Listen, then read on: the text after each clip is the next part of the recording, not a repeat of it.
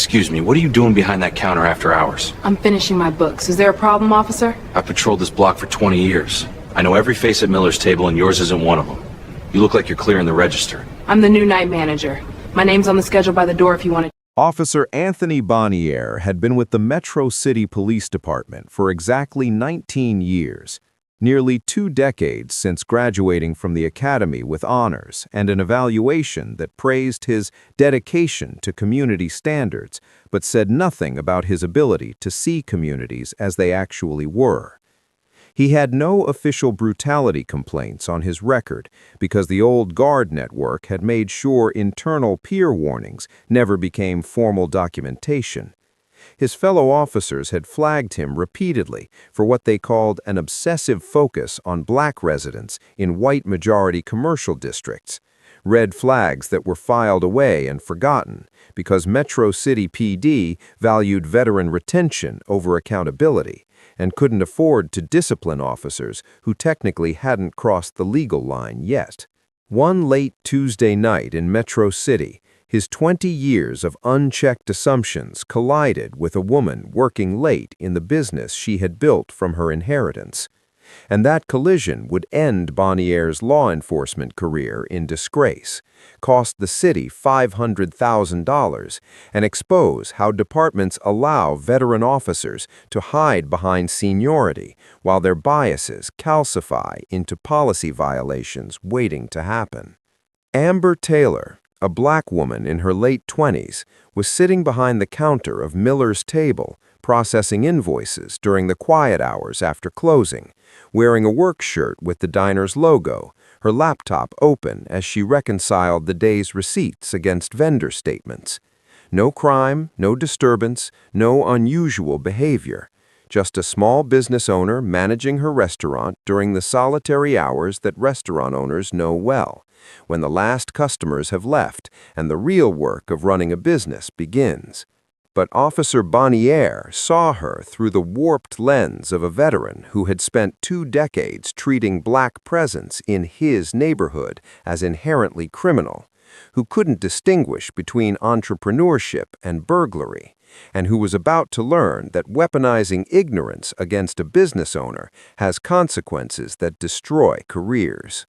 Metro City, a neighborhood where Miller's table had served breakfast for factory workers and late-night coffee to nurses for 30 years, where the smell of bacon and fresh bread had become as familiar as the streetlights, and where Thomas Miller had built not just a business, but a legacy that his foster daughter would defend with everything she had. Amber Taylor had first walked through the doors of Miller's table when she was 11 years old, a foster child in her 7th placement, carrying everything she owned in a garbage bag that had split at the bottom. Thomas Miller, a widower who had run the diner alone since his wife's death, had been her caseworker's last-ditch attempt at finding a stable home. He'd served her scrambled eggs that first morning, asked what she liked to read, and never once mentioned the bruises on her arms from the previous home or the way she flinched when he moved too quickly near the stove. He didn't ask her to call him Dad, he asked her to call him Thomas, and he taught her the business like she was a partner, not a burden. By 13, she could work the register and balance the till. By 16, she understood food costs and vendor negotiations. By 22, when Thomas collapsed behind that same counter from a stroke that would take him 3 days later, she knew every inch of the operation, from the specific squeak in the floorboards near Booth 7 to the temperamental pilot light on the old flat-top grill that only stayed lit if you cursed at it first. Thomas had left her everything. The building, the business, the cast-iron skillet he'd used for 30 years, and a handwritten note that said, "You made this place matter again. Keep the coffee strong and the doors open." She'd done more than that. In the 6 years since his death, Amber had taken a failing greasy spoon that smelled like decades of burned grease and transformed it into a neighborhood cornerstone. She'd repainted the walls, updated the menu to include vegetarian options and fresh-pressed juices, installed energy-efficient appliances, and computerized the entire inventory system. She'd hired 7 employees, 3 of them formerly incarcerated individuals who couldn't get work elsewhere, and trained them with the same patience Thomas had shown her. She'd won Small Business of the Year from the Metro City Chamber of Commerce. She'd paid every tax bill on time, every vendor invoice within 30 days, and every employee above minimum wage with benefits. The diner now generated enough revenue to support not just her staff, but community events, free Thanksgiving meals for seniors, weekend literacy programs for neighborhood kids, and a pay-what-you-can lunch hour on Fridays for anyone struggling.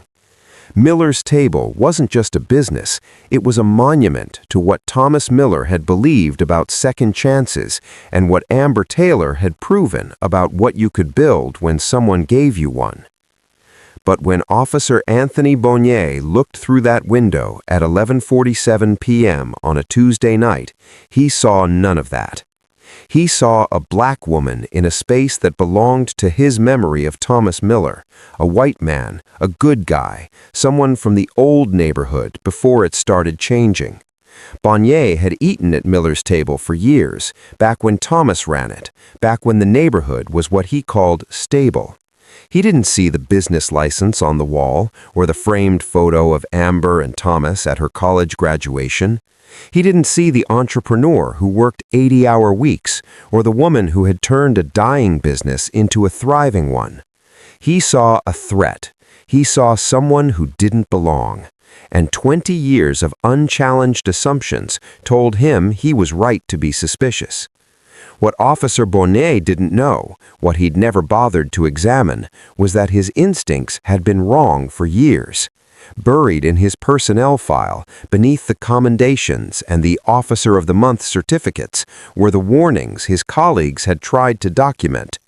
Officer Ramirez had noted in 2019 that Bonnier disproportionately stops black motorists in Sector 7, despite crime statistics showing no racial disparity in offenses.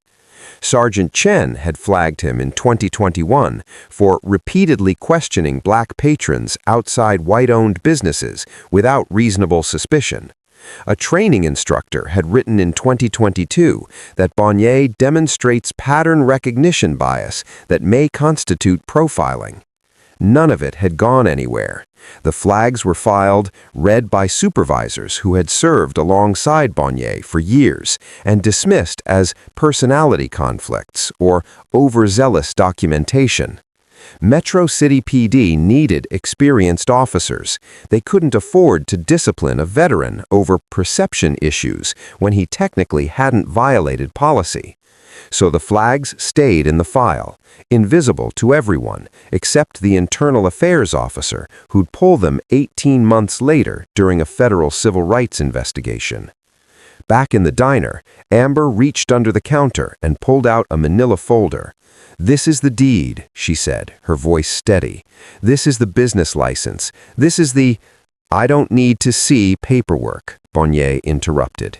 He moved toward the counter's gate, the small swinging door that separated the public space from the kitchen. "I'm asking you not to come back here." But he was already pushing through the gate, stepping into her workspace, into the area where the industrial mixer hummed and the smell of tomorrow's bread dough rose in steel bowls.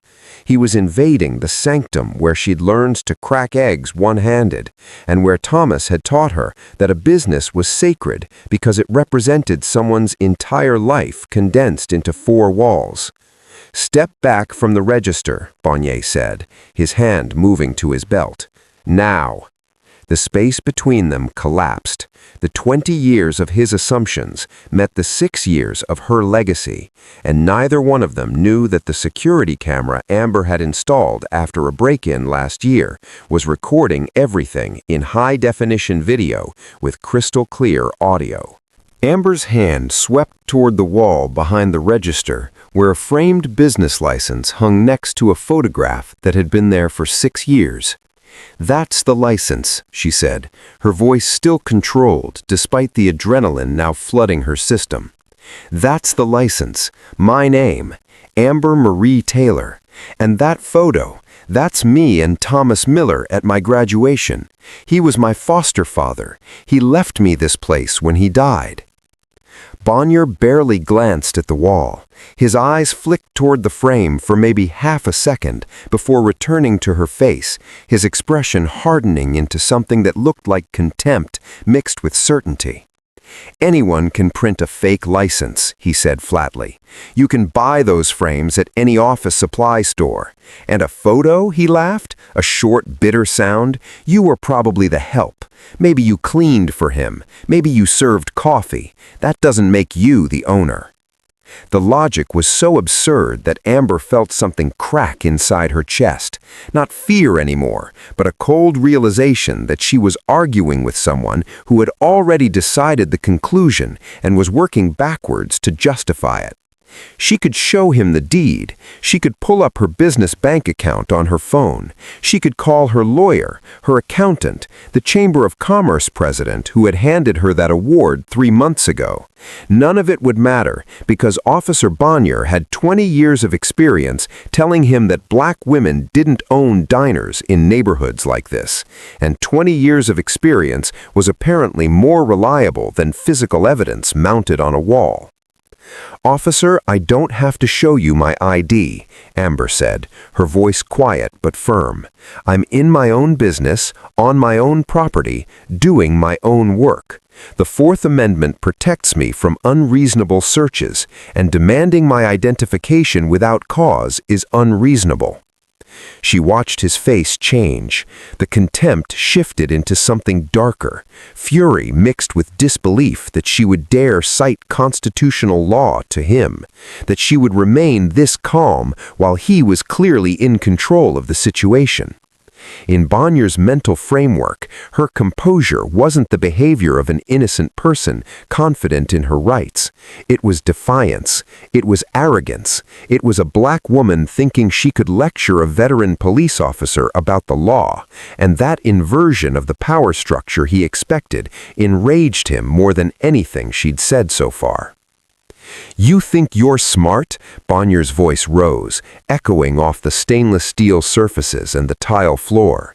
"You think you can stand there and tell me about the Fourth Amendment? I've been doing this job since you were born. I know a criminal when I see one, and I know when someone's running a scam. You're squatting in a dead man's business, and you're trying to hide behind legal talk because you know you're caught." While he shouted, Amber's hand moved slowly beneath the counter, her fingers searching for the small button she'd installed after a burglary attempt last spring, a silent alarm connected directly to the police emergency dispatch system, the kind that sent a Priority 1 signal indicating an active threat at a known business location. She'd installed it, hoping she'd never need it, certainly never imagining she'd be pressing it to summon help against an officer himself. Her fingertip found the button. She pressed it once firmly, hearing no sound, but knowing somewhere in a dispatch center, a screen was lighting up red with her diner's address and the code for emergency in progress. She didn't know who would respond first. She didn't know if the responding officers would believe her version or his. She didn't know if backup would make things better or infinitely worse. But she knew that whatever was about to happen, she needed witnesses, she needed documentation, and she needed someone with more authority than a patrol officer to walk through that door before this situation crossed a line neither of them could uncross. Bonnier was still shouting, his hand now resting on his handcuffs, when Amber made her decision. She would not give him her ID. She would not comply with an unlawful order, and she would not abandon the legacy Thomas Miller had left her just because a man with a badge couldn't see past the color of her skin.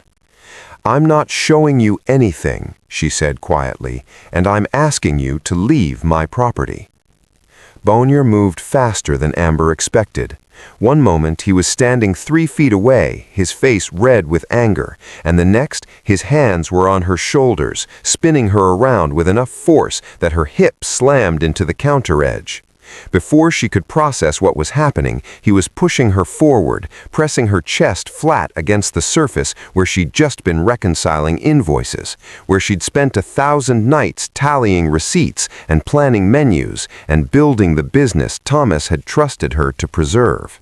Her hand knocked against the glass trophy as she tried to brace herself, the Chamber of Commerce Award, the Small Business of the Year recognition she'd been so proud of.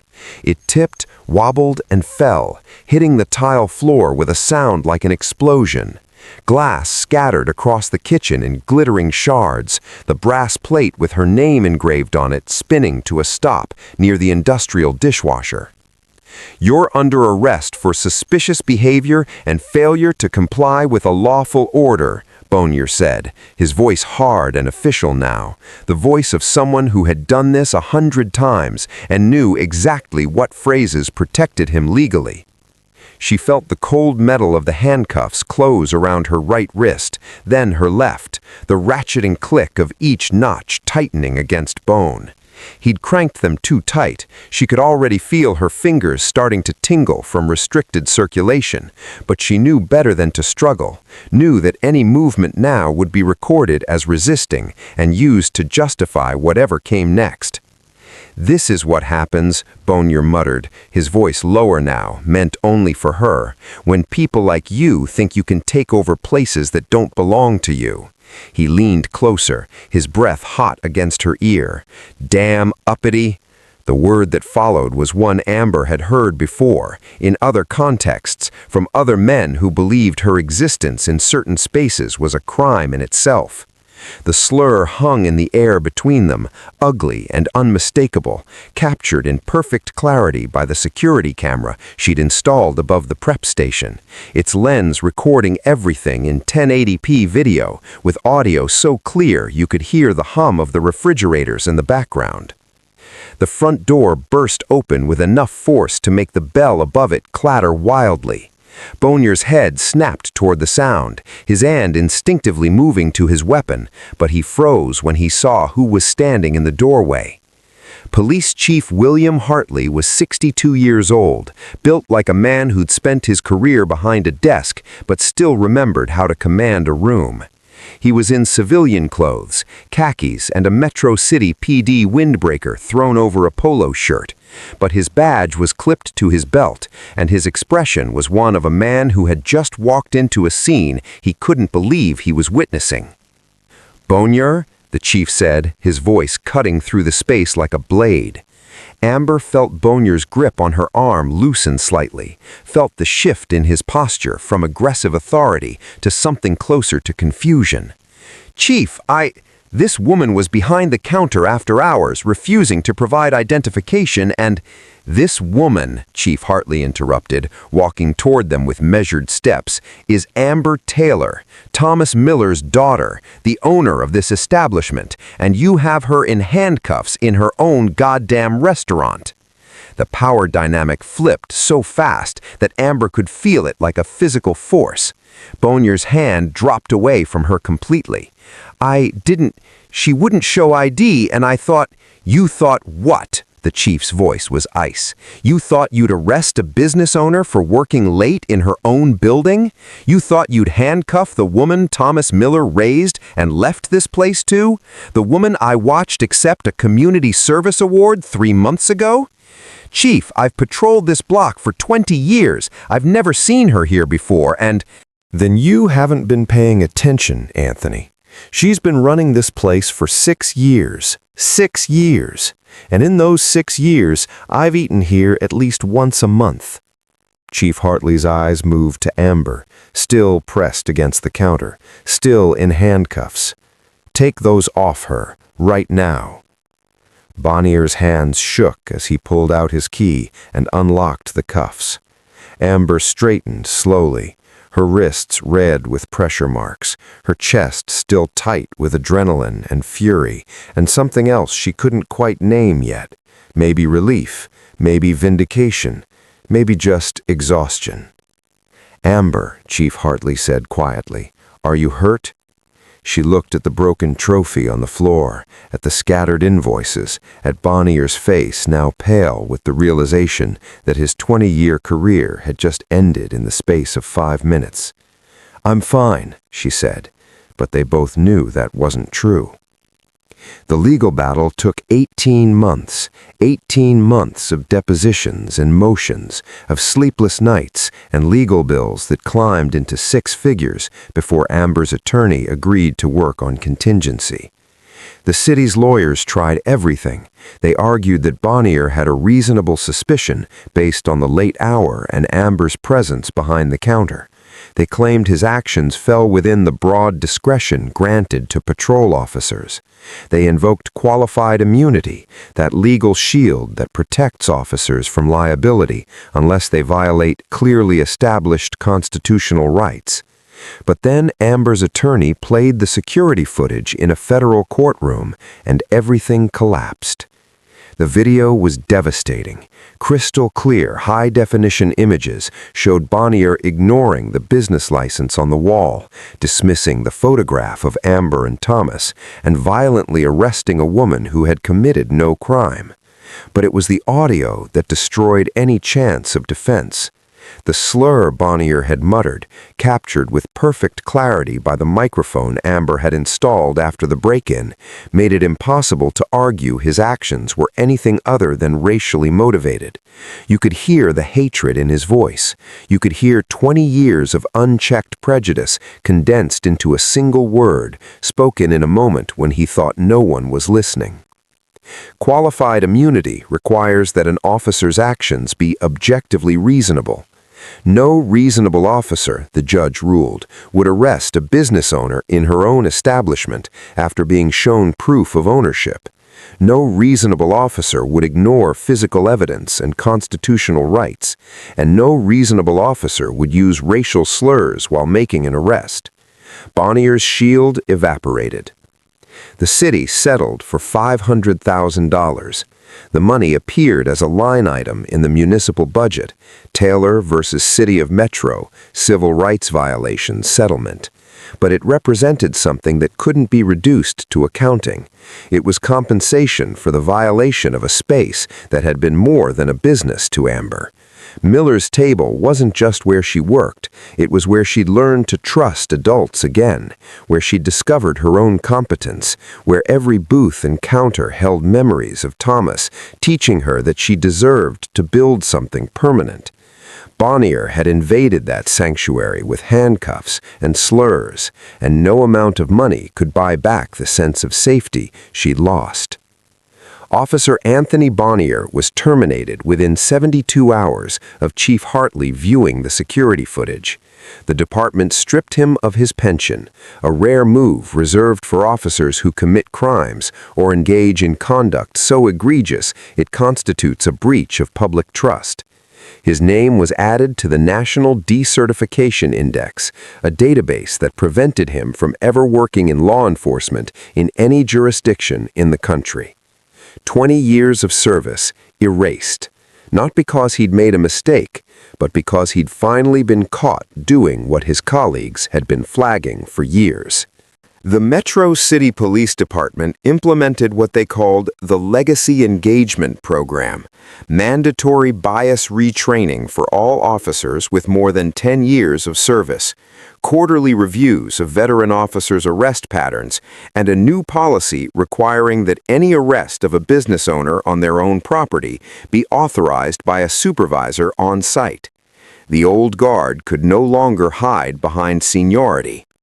The internal flags that had been buried in Bonnier's file for years became the template for identifying other officers with similar patterns before those patterns became federal lawsuits. On a Saturday morning, 14 months after the settlement, Amber stood on the sidewalk outside Miller's table, looking up at the new mural that covered the diner's western wall. A local artist had spent 3 weeks painting it, a massive image of Thomas Miller and Amber side by side, both wearing aprons, both smiling, the diner's name curved above them in letters that looked like they were made of breakfast steam and morning light. Customers stopped to take photos. Neighborhood kids asked if that was really her. The mural had become a landmark, a piece of the block's identity, proof that Miller's Table wasn't just surviving, but thriving in ways Thomas would have been proud of. Amber knew the settlement money had helped: new equipment, expanded menu, a second location she was planning across town. But she also knew something had been taken that money couldn't restore. She still flinched when police cars passed. She still felt her heart rate spike when someone came through the door after hours. The diner was hers, the legacy was secure, but the feeling of absolute safety in her own space, that was gone forever.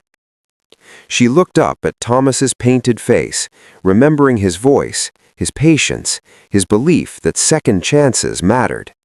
The legacy was stronger than ever, even if she would never feel entirely safe in it again. Amber Taylor's story isn't just about one wrongful arrest. It's about what happens when years of unchecked bias finally meet accountability. A $500,000 settlement, a terminated career, and systemic reform prove that no badge is above the law. Thomas Miller taught Amber that second chances matter. Officer Bonnier learned that first impressions based on prejudice can end a 20-year career in 5 minutes. The mural on Miller's Table stands today as a reminder. Legacy isn't just what you inherit, it's what you're willing to fight to protect. If this story opened your eyes, hit that subscribe button. Justice delayed isn't justice denied when the truth finally comes to light. Where are you watching from? Drop your location in the comments. Stories like these need to be shared everywhere.